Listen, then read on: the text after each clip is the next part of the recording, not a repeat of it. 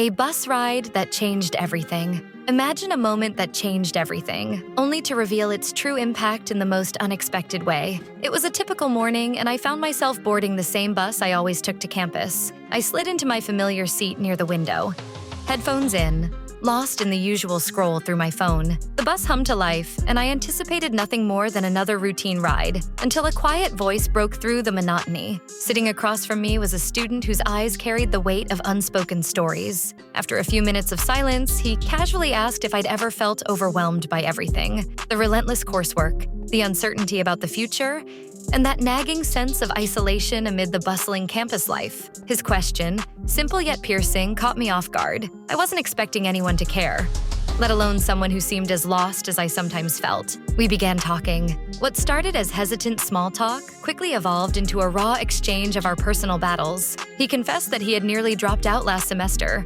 overwhelmed by self-doubt and the pressure to excel. His voice wavered as he described the countless hours he'd spent fighting an internal battle that no one on campus seemed to notice. In sharing his struggle, he inadvertently mirrored my own hidden anxieties. The conversation struck a chord deep within me, opening a door I had long kept closed. In that brief span of time, my perspective shifted. I realized that even in a crowded bus filled with everyday commuters, moments of genuine connection emerged. Our shared vulnerability transformed the mundane into something surprisingly profound, a reminder that I wasn't alone in my struggles. Just when I thought the bus ride was drawing to a close, a twist unfolded that I never saw coming. As we neared my stop, he gathered his things and smiled warmly before stepping off. That's when I noticed a campus pin gleaming on his jacket, a pin showcasing the logo of our university's mental health initiative, a program I'd heard whispers about but never actively engaged with. In that instant, it hit me. This wasn't just any fellow student. He was a key advocate for student well-being,